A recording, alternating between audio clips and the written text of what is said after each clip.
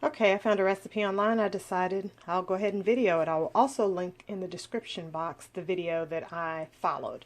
So this is a pepperoni and sausage ziti baked dish. Let's get started. Let's heat up the oil. That should be good. The recipe calls for about 4 to 5 tablespoons. We're going to get this heated on medium-high heat, and then we're going to add the vegetables. I'm going to use like a seasoning blend that's frozen, but of course, if you have fresh, go with fresh. Okay, so while I am waiting for that the oil to heat up on medium-high, I'll show you. This is the seasoning blend. I think it's Pick Sweet, so that's what I'm going to use.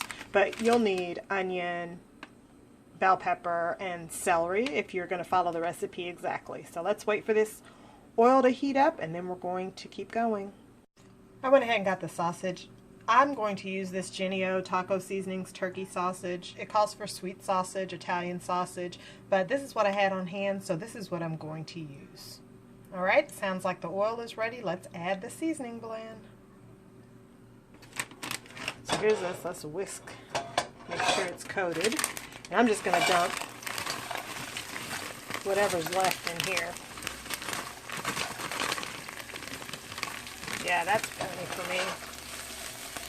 Because of course we're going to add seasoning and garlic, but we'll let this go for a little while till it's translucent. So this again, it's the seasoning blend. I'm using the frozen. You know, it has onion, celery, green and red peppers, and parsley flakes. Okay, this has cooked pretty good for me, so I'm going to go ahead right now. We're going to add the garlic. So I am a big fan of garlic, so I'm just going to add, you know, I use the minced garlic. Again, if you prefer fresh, use fresh. But I'm just going to put in, especially when I'm cooking with garlic, I just put in as much as I want. So there's the garlic. We're going to stir that around a little bit. Again, you're cooking on medium-high. And then we're also going to add the Italian seasoning. Okay, it's steaming up.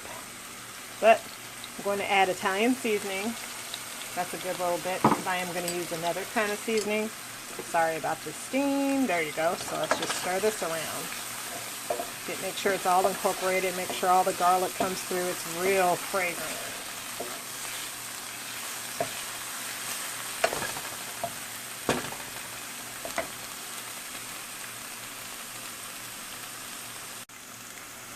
As you can see, I moved it over in the skillet because I'm going to add the turkey sausage that I showed you earlier. But at this time now, go ahead and preheat your oven to 375 and bring your water to boil for the pasta. So we're just going to scoop this over to the side a little bit more. Then I'm going to add the sausage and chop it up. Alright, got my salt and my oil in there. Let's get this water boiling for the pasta while we wait for the sausage to cook. Of course, because of the sausage that I used, it's gonna look a little different, so here we go. I can't remember if I just said it or not, but anyway, don't forget to salt your water because this is where you're going to season the pasta, okay? Alright, and the sausage is coming through. Just break it up as it cooks. We'll come back when this is done. Okay, the meat is coming together nicely, as you can see. I've broken it up, so now I'm just going to make sure it's all the way cooked through. Excuse the steam, we're just going to make sure it's all the way cooked through. And while I'm waiting for that to cook completely, I'm going to go ahead and chop up the pepperoni. Okay, here's the pepperoni. I'm just using Hormel. The recipe calls for, I think, 6 ounces. I'm not going to use the full bag. We'll see how much this is. I'm just going to cut these in like thin strips. And then I'm going to open the pasta sauce. I'm using canned sauce. We've got a Hunt's pasta sauce, garlic and herb. And then I think I'm also going to add in a can of Rotel. This one has no salt because I'm adding my seasonings. And this is the seasoning that I will add. And if I need more, I have some Target brand tomato sauce that I'll doctor up to put in there. But let's go ahead and chop up this pepperoni. Okay, I've gone ahead and put in the pepperoni. That was plenty for me. It's a lot of meat in this dish, so this will be good to go. We're going to stir this around, excuse me. Stir that around, and then I'm going to add the sauce.